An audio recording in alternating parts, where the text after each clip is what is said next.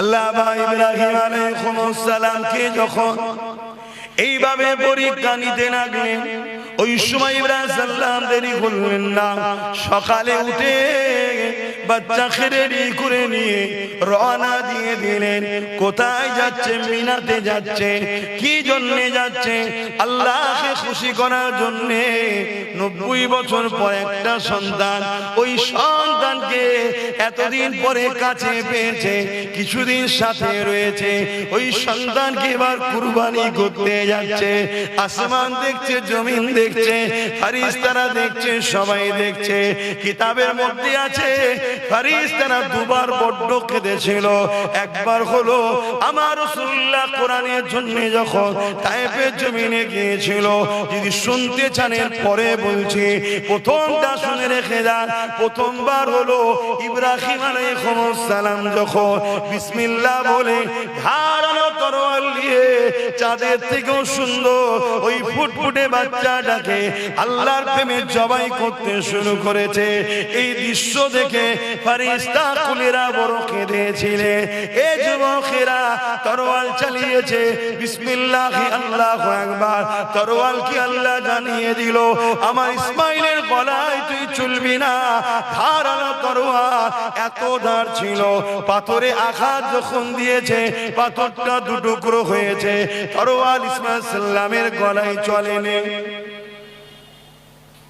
আল্লাহর হুকুম ছাড়া গাছের পাতা লড়তে পারে? তরোয়ালের ক্ষমতা আছে নাকি? এই ঈমান আছে তোমাদের নাকি? এটাই তো ঈমান, একেই তো বলা হয় মুসলমান। এ নওজওয়ানেরা, ইব্রাহিম আলাইহিস সালাম এমন করে তরোয়ালটাকে টান মেরে ফেলে দিলেন, আর পাথরটা দুটুকরো হয়ে গেল। ইসমাইল আলাইহিস সালাম বলতে লেগেছে, আব্বা জান একটুখানি যেন মায়া আমার জন্য আপনার হৃদয়ে না এসে যায়, কারণ এটা আল্লাহ পাকের বড় পরীক্ষা হচ্ছে। বাচ্চাও কেমন দেখেন, আল্লাহ যখন আমাকে চেয়েছে আমি নিজেকে কুরবানিও হতে চাই। আমি তো মূল কথাটা বলতে লেগেছে। ওই সময় ইসমাইল সাল্লাম বলতে লেগেছে, আব্বা আপনার হাত কি কেঁপে যাচ্ছে? না বাবা, হাত কাঁপে না। এক কাজ করেন, চোখে কাপড়টা বেঁধে নেন, তাহলে ময়া হবে না। বাচ্চার উপরে কোনো মুখের দিকে তাকাতে গিয়ে ময়া না লেগে যায়। চোখে কাপড়টা বেঁধে নিয়ে বিসমিল্লাহে আল্লাহু আকবার বলে তরবারটা যখনই চালিয়েছে, আমরাও যখন গ্রামে কুরবানি করি, পশু জবাই করি, দেখবেন এমন করে ফিসকিরিতে রক্ত বাহির হয়, একটা আওয়াজও হয়, হাতে খুন ভরে যায়। ইব্রাহিম আলাইহিস সালাম বুঝতে পেরে গেছে জবাই হয়ে গেছে, রক্ত হাতে লেগে গেছে, আওয়াজ হয়ে গেছে। আর এমন করে আসমানের দিকে মুখটা তুলে চোখের পট্টিখানা খুলে জবান দিয়ে বলতে লেগেছে, আল্লাহ আমি ইব্রাহিমের দিলে আমার বাচ্চা থেকে আপনার প্রেম অনেক বেশি রয়েছে। আরো জোরে বলুন সুবহানাল্লাহ।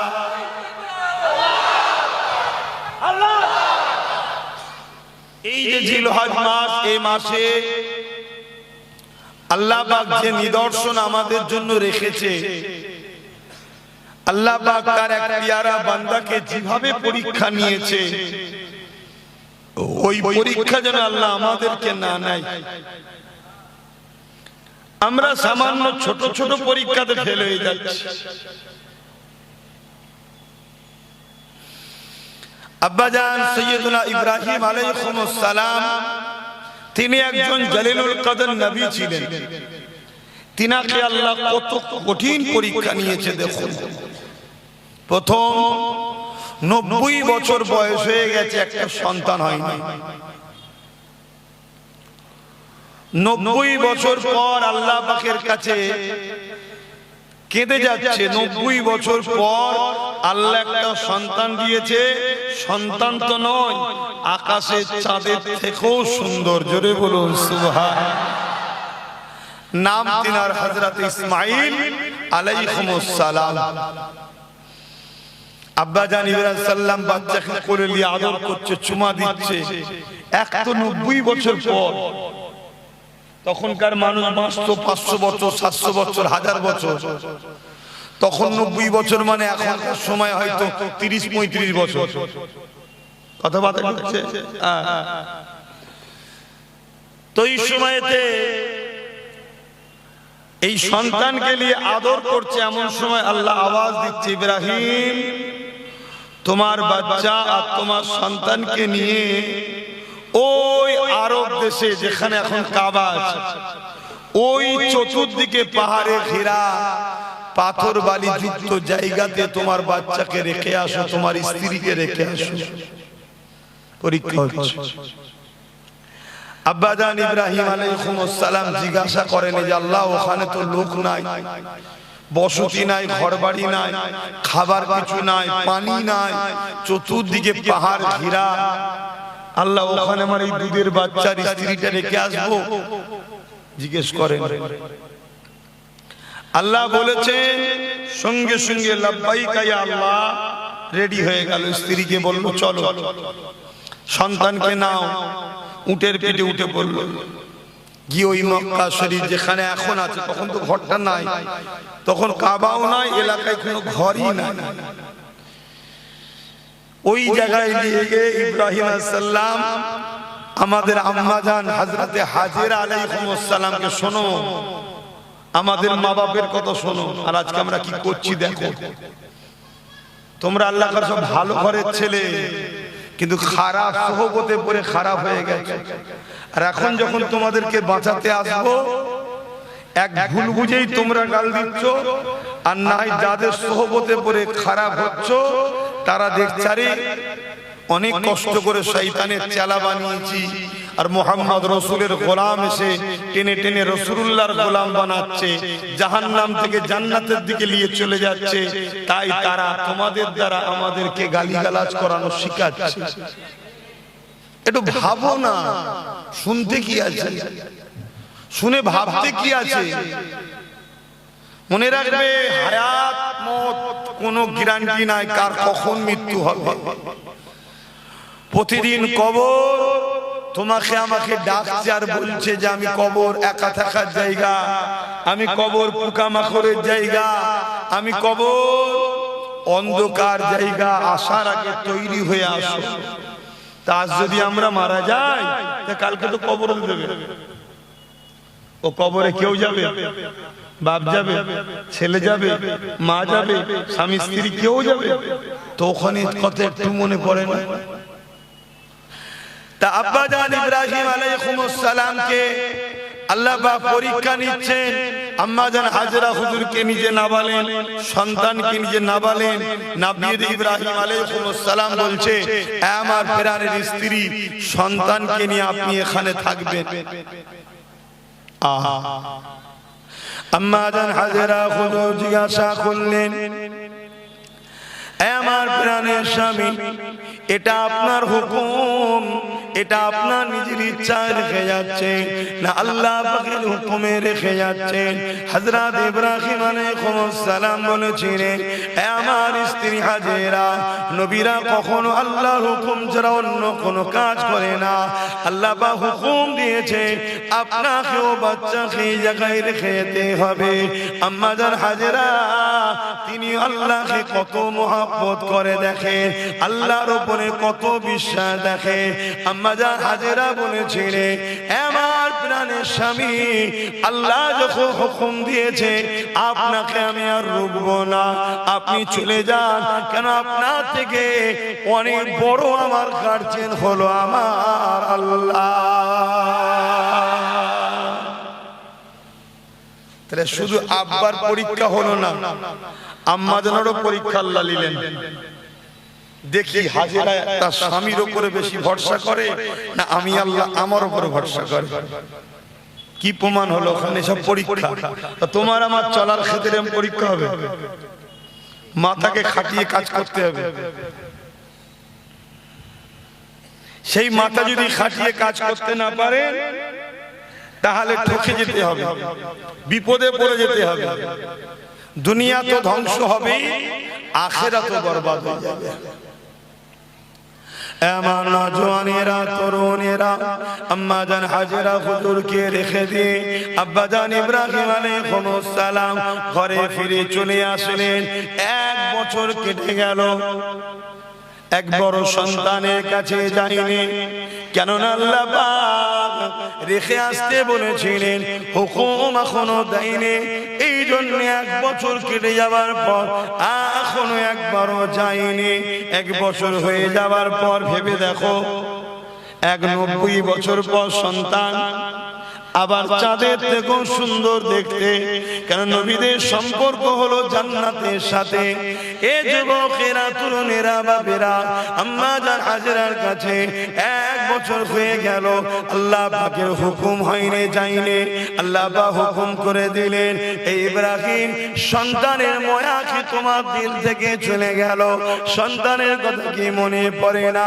আব্বা জান ইব্রাহিম সাল্লাম বলতে লেগেছে, আল্লাহ পাক সন্তানের কাছে তো অবশ্যই যাব, সন্তানের মায়া তো অন্তরে রয়েছে, তবে সন্তানের থেকে, স্ত্রী থেকে আপনাকে আমি বেশি ভালোবাসি। আপনি হুকুম করেননি, এজন্য আমি যাই। আল্লাহ পাক বললেন, ইব্রাহিম আপনি যান, আপনাকে ইজাজত দিল, আপনি যান। তবে মন দিয়ে শোনেন, দুধ থেকে, উটের পিঠ থেকে দেখবেন, উটের পিঠে বসে দুধ থেকে দেখবেন, 1 ঝলক দেখে ফিরে চলে আসবেন। এটা সম্পূর্ণ পরীক্ষা হচ্ছে, আর আমাদের জন্য শিক্ষা। দেখো আমার প্রেমিক যারা হয়, কেন যদি বাট কিন্তু জিজ্ঞেস করে না, আমার হুকুমেরই কথা শেষ কথা। জোরে বলুন সুবহানাল্লাহ। বাবেরা নওজওয়ান তরুণেরা আব্বা জান ইব্রাহিম আলাইহিস সালাম 1 বছর পর রওনা দিলেন। আল্লাহ পাকের হুকুমে যখন পৌঁছালেন, আব্বা জান ইব্রাহিম আলাইহিস সালাম কি অবাক হয়ে গেলেন, যে মক্কার জমিনে যে জায়গায় রেখে দিয়ে এসেছিলাম, ওই জায়গায় না পানি ছিল, না কোনো বসতি ঘরবাড়ি ছিল, কিন্তু 1 বছর পরে গিয়ে দেখছে ওই জায়গাতে কয়েকশো মানুষের বসতি হয়ে গেছে এবং পানির ফোয়ারা চলছে। আরো জোরে বলুন সুবহানাল্লাহ। এ নওজওয়ানেরা, কি করে কি ঘটনা ঘটলো ওটা একটু ব্যাখ্যা যাই বলি আপনাদেরকে। আম্মা জান হযরত হাজেরা হুজুরকে রেখে যখন আব্বা জান ইব্রাহিম আলাইহিস সালাম চলে আসলেন, ওই সময় আম্মা জান হাজেরা হুজুরের কোলেতে ইসমাঈল আলাইহিস সালাম শুয়ে রয়েছে। হঠাৎ করে পানির পিপাসা লেগে গেল বাচ্চাকে। এই পানি কোথা পাবে? পানি পান করাবার জন্য আম্মা জান হাজেরা হুজুর বাচ্চা ইসমাঈলকে জমিয়ে শুইয়ে দিয়ে এমন করে পানির তালাশে খুঁজতে লেগেছে। সবই আপনারা জানেন, মেন পয়েন্টটা বলি। আল্লাহ পাকের নবী হযরত ইসমাঈল আলাইহিস সালাম বাচ্চা তখন জমিনে পা মারতে লেগেছে। দেখবেন আমাদেরও বাচ্চারা পা ছোঁড়াছুঁড়ি করে, ওই পা যখন জমিনে আঘাত দিয়েছে, এটা তো নবীর কদম, তাই আল্লাহ পাক বলে দিয়েছে জমিন ফেটে যা। জমিন সরে গেছে ওই পায়ের কদম থেকে, এমন করে পানি চশমা জারি হয়ে গেছে। আরো জোরে বলুন সুবহানাল্লাহ।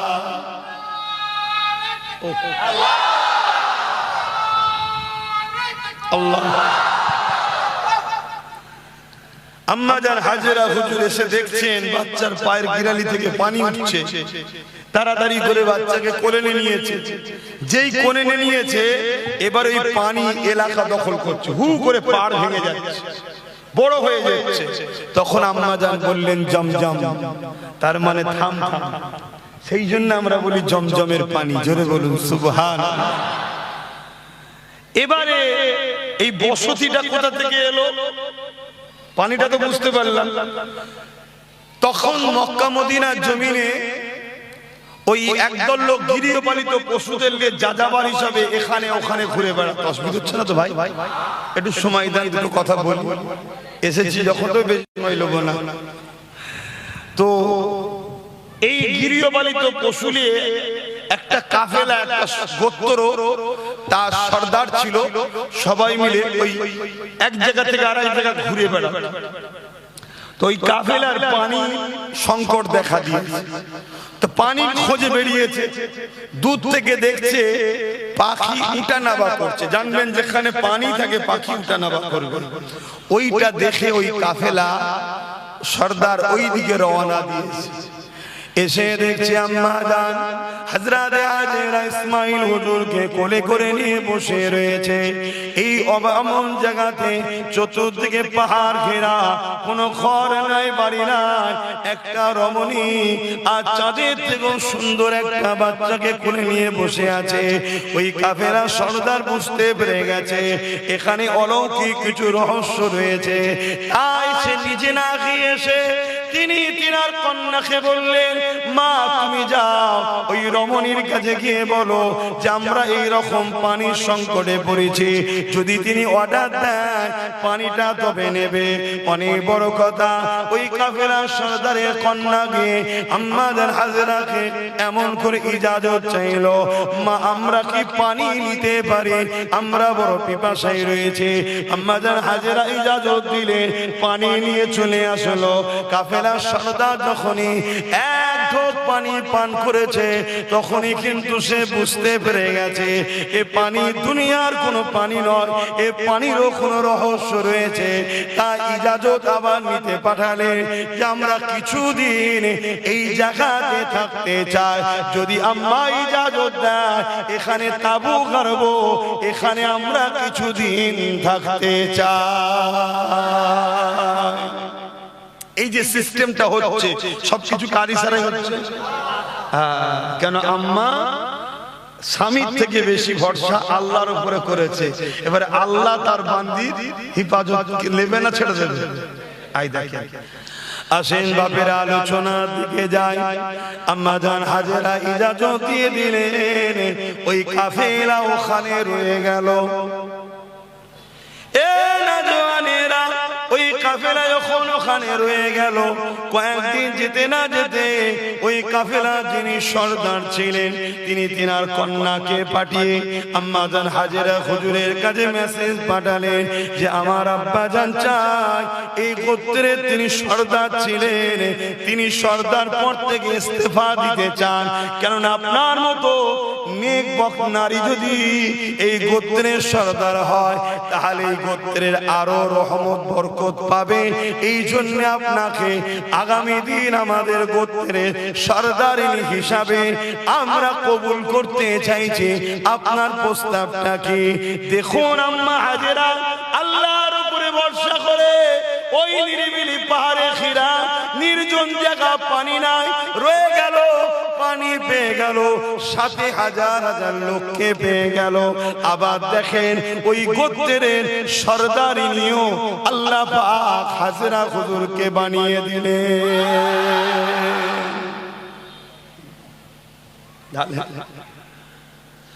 সব হাসবুনাল্লাহ ওয়া নি'মাল ওয়াকিল, নি'মাল মাওলা ওয়া নি'মান নাসির। আল্লাহ কোরআনে বলছে যে আমার উপরে ভরসা রাখে, শুনছো আমার ভাইরা, যে আমার উপরে ভরসা রাখে আমি আল্লাহই তার জন্য যথেষ্ট। জোরে বলুন সুবহান। তাই আমার ভাইদের বলবো সংসার করতে হবে, কারবার করতে হবে, ব্যবসা করতে হবে, রাজনীতি করতে হবে, অর্থনীতি করতে হবে, সমাজনীতি করতে হবে। অনেক ভাইরা বলে আব্বাস সিদ্দিকী জলসায় এসে রাজনীতির কথা বলে, আমি স্বীকার করছি, আমি বলি। কেন বলি? আমার ইসলামের রাজনীতির অধ্যায় আছে না? না। তাহলে ধর্মনীতির কথা বলবো আমি, সমাজনীতির কথা বলবো আমি, অপরিবার নীতির কথা বলবো আমি, বিজনেস নীতির কথা বলবো আমি, রাজনীতির কথাও শিখাবো আমি। কেন আমার ইসলাম এই শিক্ষা দিয়েছে। ইসলামে শুধু ধর্মনীতি নাই, ইসলামে সমাজনীতি আছে, পরিবার নীতি আছে, রাষ্ট্রনীতি আছে, এডুকেশন নীতি আছে, রাজনীতি আছে, বিজনেস নীতি আছে। বিজনেস করা হালাল, বিজনেস করলে নেকি হয়, বিজনেস করলে সওয়াব হয়, আবার বিজনেস করা হারাম।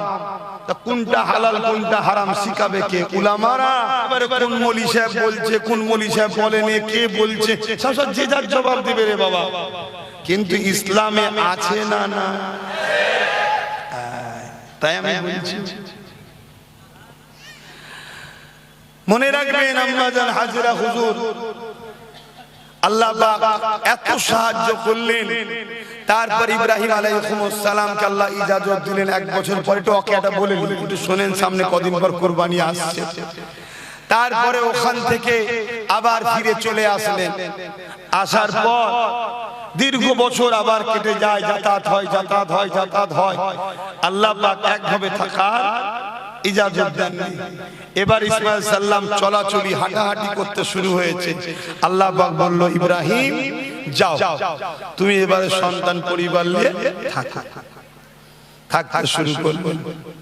কয়েকদিন যেতে না যেতে, কয়েক মাস যেতে না যেতেই আল্লাহ খবর দেখাচ্ছে, ইসমাঈল, ইব্রাহিম, তোমার সব থেকে বেশি প্রিয় জিনিসটা আমার রাস্তায় কুরবানি দাও। শুনছেন কি গো? আল্লাহ আমাদের পরীক্ষা নিতে পারবো তো? সব থেকে বেশি প্রিয় সেই জিনিসটা আমার রাস্তায় কুরবানি দাও। ইব্রাহিম আলাইহিস সালাম 100 দুম্বাকে কুরবানি দিলেন। পরের দিন আবার খবর দেখাচ্ছে আল্লাহ, ইব্রাহিম, তোমার সব থেকে প্রিয় জিনিসটা আমার রাস্তায় কুরবানি দাও। আবার 200 দুম্বা কুরবানি দিলেন। আবার 3 দিনের দিনে আল্লাহ খবর দেখাচ্ছে, ইব্রাহিম, তোমার বাচ্চাটা কি সব থেকে প্রিয় নয়? এইটাকে কুরবানি দাও। কেন?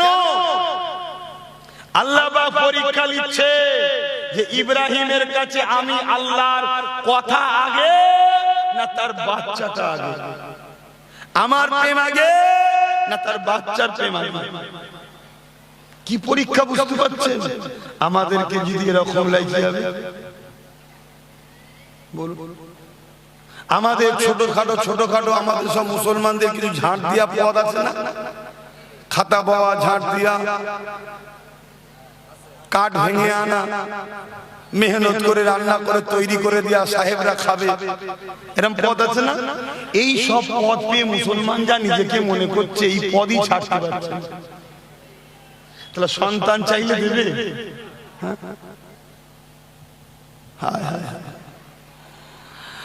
আল্লাহ ইব্রাহিম আলাইহিস সালামকে যখন এইভাবে পরীক্ষা নিতে লাগলেন, ওই সময় ইব্রাহিম সাল্লাম দেরি করলেন না। সকালে উঠে বাচ্চাকে রেডি করে নিয়ে রওনা দিয়ে দিলেন। কোথায় যাচ্ছে? মিনাতে যাচ্ছে। কি জন্য যাচ্ছে? আল্লাহকে খুশি করার জন্য। 90 বছর পর একটা সন্তান, ওই সন্তানকে এতদিন পরে কাছে পেয়েছে, কিছুদিন সাথে রয়েছে, ওই সন্তানকে এবার কুরবানি করতে যাচ্ছে। আসমান দেখছে, জমিন দেখছে, ফেরেশতারা দেখছে, সবাই দেখছে। কিতাবের মধ্যে আছে ফেরেশতারা দুবার বড্ড কেঁদেছিল। একবার হলো আমার রাসূলুল্লাহ কোরআনের জন্য যখন তায়েফের জমিনে গিয়েছিল। যদি শুনতে চান পরে বলছি, প্রথমটা শুনে রেখে যান। প্রথমবার হলো ইব্রাহিম আলাইহিস সালাম যখন বিসমিল্লাহ বলে ধারালো তরোয়াল নিয়ে চাঁদের থেকেও সুন্দর ওই ফুটফুটে বাচ্চাটাকে আল্লাহর প্রেমে জবাই করতে শুরু করেছে। এই দৃশ্য দেখে ফেরেশতা কুলেরা বড় কেঁদেছিলেন। এই যুবকেরা তরোয়াল চালিয়েছে, বিসমিল্লাহি আল্লাহু আকবার। তরোয়াল কি আল্লাহ জানিয়ে দিল, আমার ইসমাইলের গলায় তুই চলবি না। ধারালো তরোয়াল, এত ধার ছিল। পাথরে আঘাত যখন দিয়েছে, পাথরটা দুটুকরো হয়েছে। তরোয়াল ইসমাইল সাল্লামের গলায় চলেনি। আল্লাহর হুকুম ছাড়া গাছের পাতা লড়তে পারে? তরোয়ালের ক্ষমতা আছে নাকি? এই ঈমান আছে তোমাদের নাকি? এটাই তো ঈমান, একেই তো বলা হয় মুসলমান। এ নওজওয়ানেরা, ইব্রাহিম আলাইহিস সালাম এমন করে তরোয়ালটাকে টান মেরে ফেলে দিলেন। আর আর পাথরটা দুটুকরো হয়ে গেল। ইসমাইল আলাইহিস সালাম বলতে লেগেছে, আব্বা জান একটুখানি যেন ময়া আমার জন্য আপনার হৃদয়ে না এসে যায়, কারণ এটা আল্লাহ পাকের বড় পরীক্ষা হচ্ছে। বাচ্চাও কেমন দেখেন, আল্লাহ যখন আমাকে চেয়েছে আমি নিজেকে কুরবানিও হতে চাই, আমি তো মূল কথাটা বলতে লেগেছে।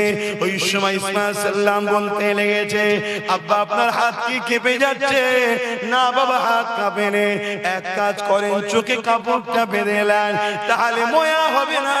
বাচ্চার উপরে কোনো মুখের দিকে তাকাতে গিয়ে ময়া না লেগে যায়। চোখে কাপড়টা বেঁধে নিয়ে বিসমিল্লাহে আল্লাহু আকবার বলে তরবারটা যখনই চালিয়েছে, আমরাও যখন গ্রামে কুরবানি করি, পশু জবাই করি, দেখবেন এমন করে ফিসকিরিতে রক্ত বাহির হয়, একটা আওয়াজও হয়, হাতে খুন ভরে যায়।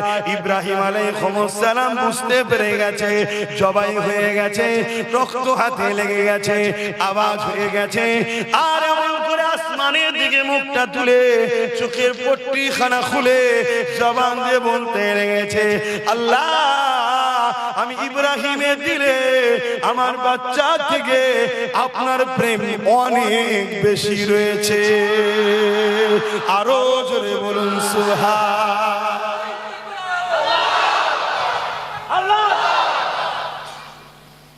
কেন হুজুর জানে তো জবাই হয়ে গেছে, এবারে আল্লাহ কি করছে সেটা তো আল্লাহ জানে, হুজুরকে তো জানাই নেই।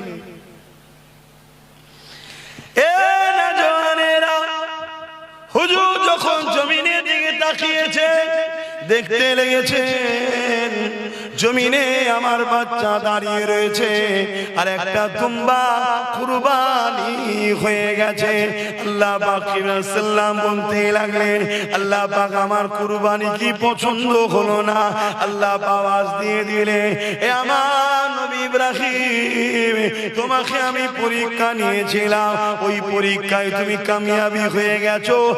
আজ থেকে আমি আল্লাহ তোমার লকাব দিয়ে দিলাম, তুমি শুধু ইব্রাহিম নয়, তুমি ইব্রাহিম খলিলুল্লাহ। আজ থেকে তুমি আমি আল্লাহ আমার বন্ধু হয়ে গেলে। আরো জোরে বলুন সুবহানাল্লাহ। আল্লাহ আমাদের পরীক্ষা নেবে না, নেবে না? সেই পরীক্ষায় আমরা কামিয়াব হতে পারবো তো? আল্লাহ পাকের মহব্বতে নিজের বাচ্চাকে কুরবানি দিচ্ছে, আর আল্লাহর ঘরকে বাঁচাবার পক্ষে জাহান্নামী নেতা নেত্রীদের ঘরে মুসলমান কুরবানি দিতে পারছে না। তাহলে ভাবুন এরা কত ধ্বংসের দিকে। ভাবুন। আসেন বাবেরা, দ্বিতীয় আলোচনা দিয়ে চলে যায়।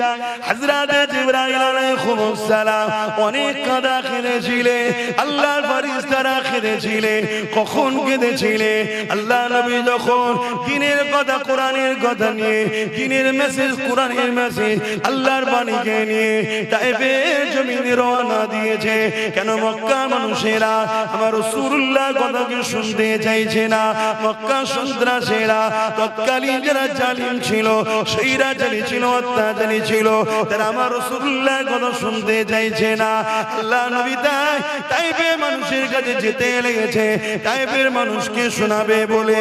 হে যুবকেরা, তরুণেরা, বাপেরা, তাইফের মানুষের কাছে পৌঁছাবার আগে মক্কা থেকে সন্ত্রাস বাহিনীরা, মক্কা থেকে জালিম বাহিনীরা তাইফের মানুষের কাছে এই মেসেজটা পৌঁছে দিল, মুহাম্মদ রাসূলুল্লাহকে রুখে দাও। কেন? মুহাম্মদ রাসূল যা বলছে সত্য বলছে, কিন্তু রুখে যদি না দিতে পারো, মুহাম্মদ রাসূলুল্লাহর মেসেজ যে নেবে সে জুলুম ছেড়ে দিয়ে মুহাম্মদ রাসূলের দিকে চলে যাবে। মুহাম্মদ রাসূলের দিকে যদি চলে যায়, তাহলে আমাদের জুলুমের সাম্রাজ্য নষ্ট হয়ে যাবে। আজকেও সেই জিনিস হচ্ছে না, হয়নি? বলছে ঠিকই বলছে, কিন্তু আব্বাসকে আসতে দেওয়া যাবে না। কেন? এলে এ গোলাম রসুলের জুলুমের বিরুদ্ধে বলবে, তাহলে আমাদের জুলুমের সাম্রাজ্য নষ্ট হবে। বলছে না? বলেন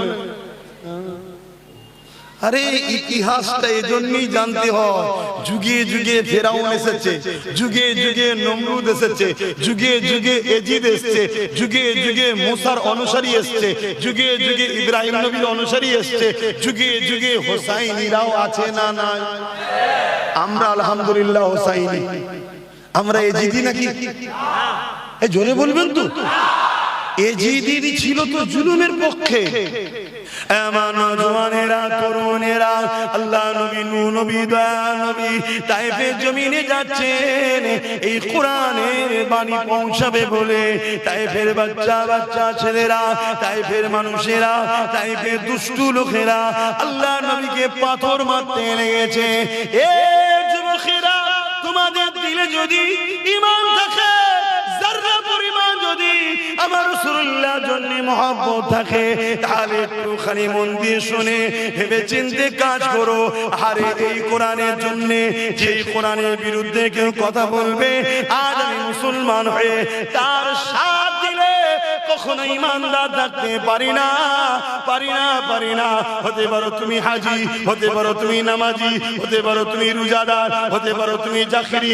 মনে রেখে দিও, নামাজ ঈমান নয়, রোজা ঈমান নয়, হজ ঈমান নয়। তুমি এখনো করেছো ঠিকই, কোরআনের প্রেম যদি তোমার হৃদয়ে না থাকে, তোমার মধ্যে ঈমান নাই। কেন? কোরআন কোনো বই নয়, কোরআন কোনো পুস্তক নয়, কোরআন হলো কালামুল্লাহ, আল্লাহ পাকের কথা।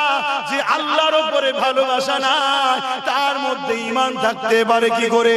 এই যুবকেরা, তাই মন দিয়ে শোনো, এমনি এমনি চিৎকার দিচ্ছি না গো, কথা বলতে কষ্ট তো আজ বলতে লাগেছি। এ নওজওয়ানেরা, আল্লাহ নবীকে তায়েফের মানুষেরা এত মারা মারলো, আল্লাহ নবী অজ্ঞান অচৈতন্য হয়ে রক্তাক্ত হয়ে নবী পাকের শরীর থেকে রক্ত বেরিয়ে গিয়ে নবী পাকের জুতা মোবারক রক্তে ভরে গেছে। এমন করে নবী আমার তায়েফের জমিন অজ্ঞানে পড়ে রইল। এ উম্মতে মুহাম্মাদি, দুনিয়া তোমাদেরকে মিটাতে চাইছে, দুনিয়া তোমাদের ঘরে আল্লাহ নবীর থেকে সরাতে চাইছে। হয়তো সামান্য পয়সা লাগলে তাও দিয়ে দিচ্ছে, ছোটখাটো পদ লাগলে তাও দিয়ে দিচ্ছে, গাড়ি বাড়ি লাগলে তাও দিয়ে দিচ্ছে। কেন? তোমাকে যদি আল্লাহ নবীর থেকে সরানো না যায়, ইসলামকে মিটানো এদের দ্বারা সম্ভব নয়।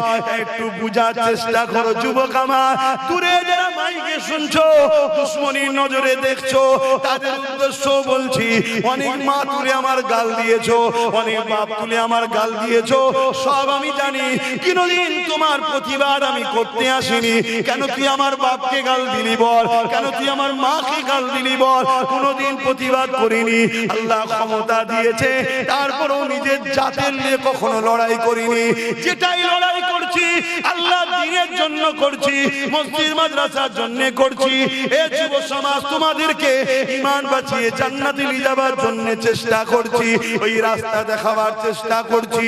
যে নবী আমার কোরআনের মেসেজ দিতে গিয়ে তায়েফের জমিনে রক্তাক্ত হয়ে গেল, নবী পাকের জুতা মোবারক পর্যন্ত রক্তে ডুবে গেল।